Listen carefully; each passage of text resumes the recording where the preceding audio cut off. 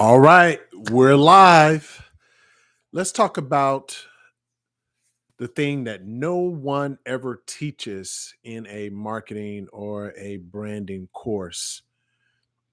What happens when you, the vibrant, expressive, high energy version of you, gets labeled as immature, not polished enough, not serious enough to be trusted? Or someone says, "Hey, you know, you dress weird." You know, what happens? How do you handle that? Because that's exactly what a female entrepreneur, woman-owned business, asked me last Wednesday on Wednesday evening encore, and it just stopped the room.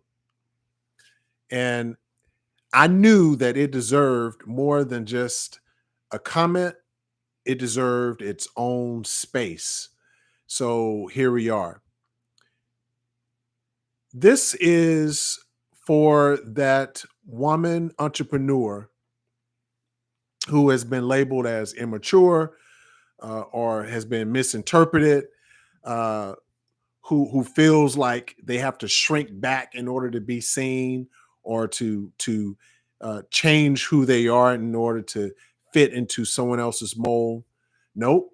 You just need the right strategy to be heard. And that's what we're going to talk about today. All right. That's what we're going to talk about today. If you've ever been underestimated because of how you show up, this you want to be tuning in right now. Okay. So this is about women entrepreneurs, who have been told you're too much. You're all over the place. You're amazing, but we're looking for someone more professional. In translation, what they're saying is that you don't look or sound the part, even though you do the work 10 times better than uh, any person that they could ever hire. So here's the question we're answering right now. If your personality has some immaturity people can detect, or they don't take you seriously, how do you deal with that? Spoiler alert, you don't fix it. You frame it. You finesse it. You flip the script, into your own edge. Let me give you an example. So there's a friend of mine named Danny. Danny is a sculptural canvas artist. She's brilliant. She's a deep thinker. She's expressive, witty, animated. Just how that's just how her energy moves. She shows up authentic everywhere she goes, even online. But she started to shrink back because she was getting feedback like, you're not a real business owner. You sound like you're playing around. Let's pause right there. That has nothing to do with talent. That's the other person's perception. So, but Danny decided that she was not going to shrink back. Instead, what she did was she finessed it. She refined it. She flipped the script. She created boundaries for when she turned her energy up and went to focus her fire. She anchored her playfulness into performance, and the world had to adjust to her presence. There was no other way around it. Now, let's reframe some things. Here's what most people get wrong. They think that being taken seriously means turning down parts of themselves that should be shining. But maturity isn't about muting your essence. It's about learning when and how to channel it.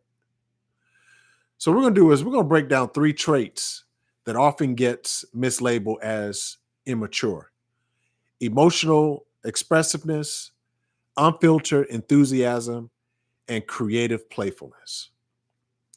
These aren't flaws, they're fuel. And if they're aimed strategically, they convert. If they're unanchored, they confuse people.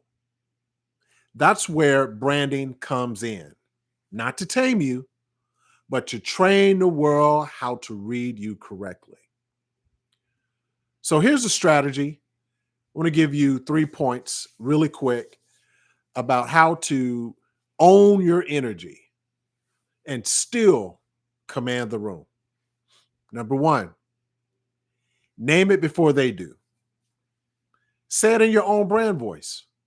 Yes, I'm colorful. I'm also clear. Get ready for both. That builds trust and control.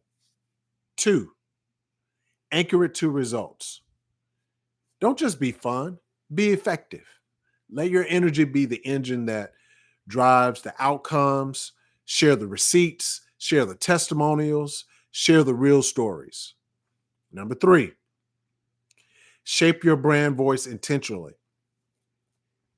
You're not a random burst of energy, you're a force. Use it in your captions, use it in your emails, use it in your offers. They should all feel like you, but you want to refine the impact. Now, if you know your voice is powerful, but not polished, I've got something for you. It's called the high converting brand voice swipe file.